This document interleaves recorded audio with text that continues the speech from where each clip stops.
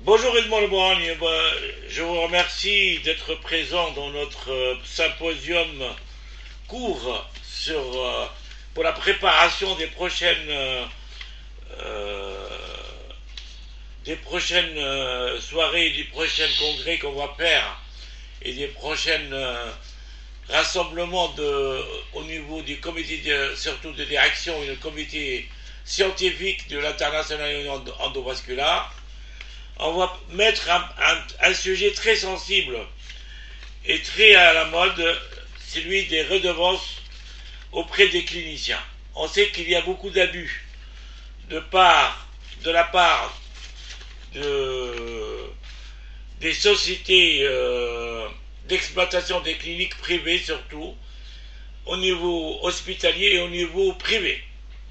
Donc je vais avoir votre avis aujourd'hui au nom de International Union Endovasculaire sur les redevances et quelles sont les perspectives à faire au niveau de la santé publique, au niveau des syndicats et au niveau des personnels de santé pour aviser et les prévenir sur les redevances qui sont parfois inacceptables. Je vous donne la parole. Merci Dr Mouli. Écoutez, je ne m'attendais pas à cette interrogation au même jour du symposium de la présentation de l'annuaire 2015. Mais écoutez, puisque vous me posez la question, je vais tenter de vous répondre, tant est-il que, bien évidemment, nous répondrons présents avec différents spécialistes sur les problèmes des redevances dans les journées que vous allez organiser. Alors effectivement, je prendrai peut-être moins les choses abruptes que ce que vous venez de dire concernant les établissements de santé. Le problème de la redevance, si vous voulez, est un problème récurrent dans les établissements de santé. Effectivement, nous ne pouvons pas aujourd'hui dire que les contrats de redevance ne fonctionnent pas.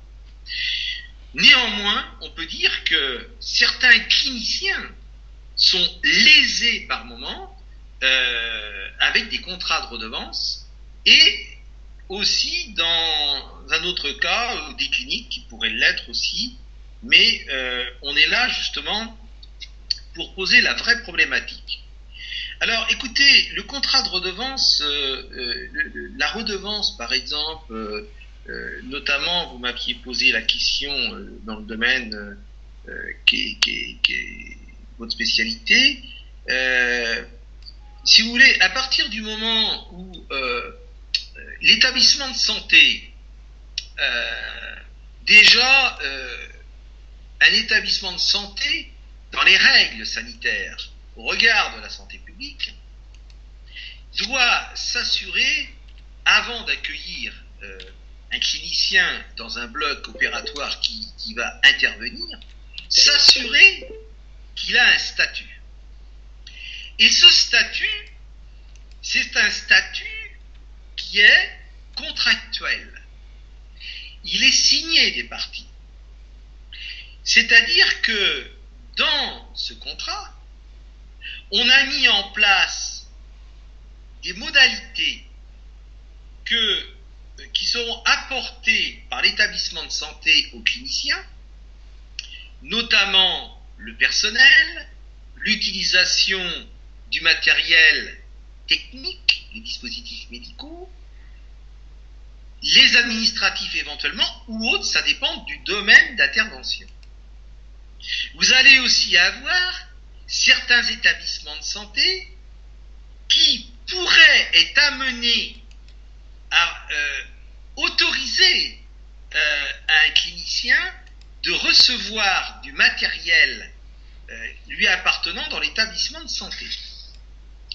Alors, cela est un peu plus compliqué, on en parlera dans le symposium que vous organiserez, car manifestement, l'établissement pourrait être en faute du fait que le matériel a une obligation d'être tracé sur un plan de sécurité sanitaire, de gestion des risques dans l'établissement de santé, et qu'il serait inopportun que le matériel qui est utilisé et mis à la disposition de l'établissement de santé par le praticien n'ait pas reçu l'approbation de la direction de la clinique, voire de la commission médicale d'établissement, la CME, pour que ce matériel puisse être dûment utilisé dans des conditions de sécurité afin que l'on puisse tracer l'existence des dispositifs médicaux dans l'établissement de santé. Alors, on est aujourd'hui, si vous voulez, extrêmement prudent sur la sécurité sanitaire. La préoccupation première, et on ne peut pas le cacher après toutes les infections nosocomiales qu'on a pu connaître dans l'établissement de santé, certes, elles ne sont pas uniquement dues au bloc opératoire. Vous savez, il y a des explications qui ont été données, bonnes ou mauvaises, mais on en a plusieurs. Ce qui est important par rapport à la question que vous venez de poser, je pense qu'il serait important d'avoir une partie juridique élaborée dans l'organisation de votre congrès, avec des spécialistes des contrats, qu'il serait important d'avoir des cliniciens, directeurs d'établissement, et puis aussi des ingénieurs biomédicaux, pharmaciens hospitaliers ou autres, référents de CME pour un établissement, au moins qu'il puisse avoir une personne qui soit représentante d'une CME dans un établissement de santé, public et privé, parce que c'est important. Et effectivement, mettre à plat toute la problématique. Et il est vrai qu'aujourd'hui, il existe certains contentieux, certains ont été jugés, d'autres pas encore, en rapport avec les redevances. Souvent, on s'aperçoit que le clinicien, et certains cliniciens, alors on a pu entendre certains cas, des cliniciens qui ont été lésés, par exemple, qui auraient amené du matériel, et puis que la clinique, manifestement, l'a laissé opérer, et puis au bout d'un moment, le met dehors. Donc il y avait une faute, manifestement. Le clinicien, peut-être, c'est sûr, même devait s'assurer d'avoir son contrat, mais la clinique, de toute façon, elle ne pouvait pas s'exonérer de ne pas avoir de contrat. Donc, vous voyez, il y a énorme, et puis aussi l'utilisation du matériel, le personnel aussi, les manipulateurs en électroradiologie dans certains domaines, notamment par exemple en cardiologie interventionnelle, et des infirmiers, des personnels paramédicaux, etc. Les redevances c'est un sujet passionnant. Et écoutez, Dr Mouly, je vous propose qu'on vous adresse une proposition collégiale pour que justement on puisse vous proposer un projet de plan de communication justement qui pourrait être fait là-dessus, avec des propositions de nom d'ailleurs. Mais en tout cas, je vous félicite de mettre ce sujet, qui est un sujet quand même d'actualité, qui préoccupe de nombreux praticiens et de nombreuses cliniques. Nombreux praticiens en France, et même des directions de cliniques. Je pense qu'aujourd'hui, les cliniciens ont besoin d'appui là-dessus, car ils sont souvent un peu perdus, désemparés par rapport à justement ce qu'est réellement ce contrat qu'ils ont signé.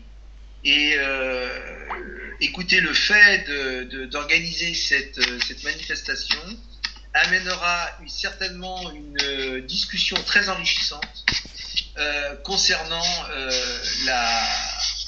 cette problématique. Dans tous les cas, je vous remercie de m'avoir interrogé. Je suis pas le spécialiste. Il y a des spécialistes dans ce domaine qu'on pourra vous proposer. Moi, je pourrais dire que je, je serais spécialiste beaucoup plus sur le côté sécurité sanitaire par rapport à ce contrat et au respect des bonnes règles que justement l'Agence régionale de santé fait imposer dans les établissements de santé et malheureusement pas toujours respecté par les établissements de santé.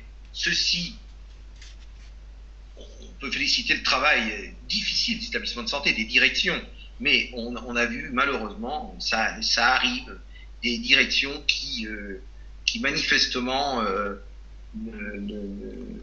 ne remplissent pas, si vous voulez, le contrat par rapport à l'engagement qui a été pris entre la clinique et le clinicien. Et s'il n'existe pas de contrat et que le clinicien intervient dans l'établissement, bien évidemment, il serait anormal de rendre responsable le clinicien, sachant que la direction l'accepte pour intervenir, mais la direction ne peut pas laisser un clinicien sans tracer son matériel, sans avoir un statut.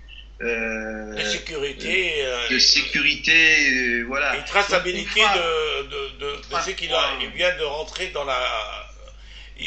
Donc, quel organisme. Donc, la communication qu'on va faire, c'est d'avoir ramené des juristes, parce qu'il y a une connaissance totale au niveau de l'administration, peut-être, au niveau de la magistrature, au niveau des experts, de certains experts. Je pense que oui, expertal oui, mais magistrature oui, pour le côté de l'appréciation, on pourrait dire. Au niveau en santé publique. De l'appréciation, on pourrait dire, de ces dossiers-là, compliqués, souvent très compliqués à juger. Et aussi, effectivement, vous venez de le souligner, souvent, alors il y a des experts qui sont désignés pour des problèmes de redevance, alors que on s'aperçoit que ces experts-là connaissent pas plus les redevances que autre chose. Ils sont très bons dans leur spécialité et on leur donne, on va donner un médecin de médecine légale de régler le problème de redevance. Bon, pourquoi pas, mais enfin bon, c'est un problème, si vous voulez, de fond administratif, juridique, médical, certes, parce qu'il y a des besoins, il y a des obligations sanitaires. Il y a des conflits. On ne fera pas ce jour il faut une législation et puis il y a beaucoup de conflits entre praticiens et milieu hospitalier privé et hospitalier sur les redevances qui sont parfois demandées de façon faramineuse et comme vous avez parlé de la traçabilité d'un matériel médical qui rentre dans une clinique ou dans un hôpital sans qu'il y ait une traçabilité, sans qu'il y ait une sécurité, sans qu'il y ait une collaboration et une explication au prix. Et à quel organisme on doit s'adresser? C'est l'Agence régionale de santé qui doit... On en parlera, mais vous savez, je pense que le bon sens, on en parlera à votre réunion, mais le bon sens serait qu'il existe avant tout des procédures souvent qui durent longtemps, qui mettent les cliniciens dans des difficultés un petit peu longues et même les établissements, qu'il y ait plutôt des procédures de médiation qui puissent, si vous voulez, apporter des solutions beaucoup plus rationnelles, même si il n'y avait pas s'il y a une mauvaise entente entre le clinicien, la direction ou le clinicien avec d'autres confrères à lui, si vous voulez, ça peut donner, faire l'objet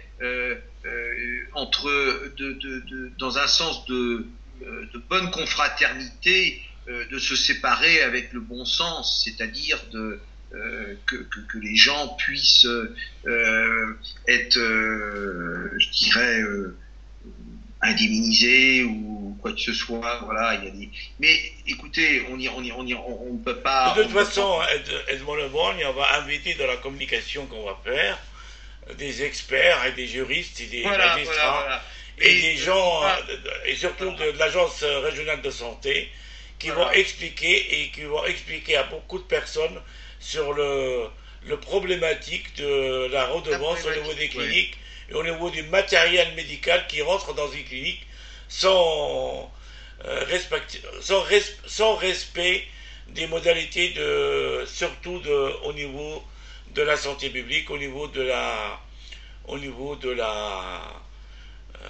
tolérance de ce matériel, s'il est fiable, il n'est pas fiable, s'il y a une traçabilité, il y a beaucoup de choses. Vous savez, docteur Mouly, en France, normalement, c'est le bon sens qui devrait l'emporter. Mais vous savez, manifestement, c'est vrai que c'était pas prévu dans le cadre de votre réunion symposium que l'on parle de ça, mais le bon sens ne l'emporte pas toujours et on s'aperçoit que des cliniciens sont en grande souffrance parce que ils ont été lésés pour des raisons qu'ils ne comprendront pas. Certains ont pu emmener du matériel, certains n'ont pas pu avoir leur contrat, certains n'ont pas pu... mais aussi les établissements de santé, vous savez, ont aujourd'hui des prérogatives administratives très lourdes. Et je pense aujourd'hui le bon sens, c'est d'aller vers un apaisement justement de toutes ces procédures et d'arriver dans un sens de médiation qui est beaucoup plus bénéfique pour les uns et pour les autres que les procédures qui durent 6 ans, 7 ans, et que de toute façon, ça n'apporte quoi? Ça apporte rien du tout, ça apporte des conflits qui continuent et qui sont même, qui se répercutent parfois sur les patients, sur les personnels et sur d'autres cliniciens.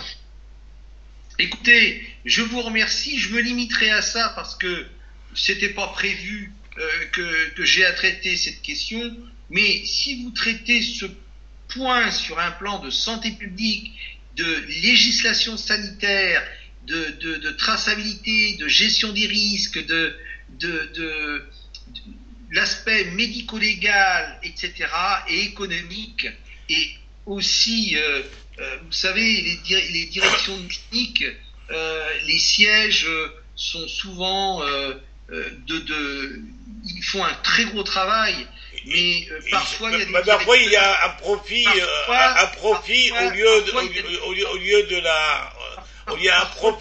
au lieu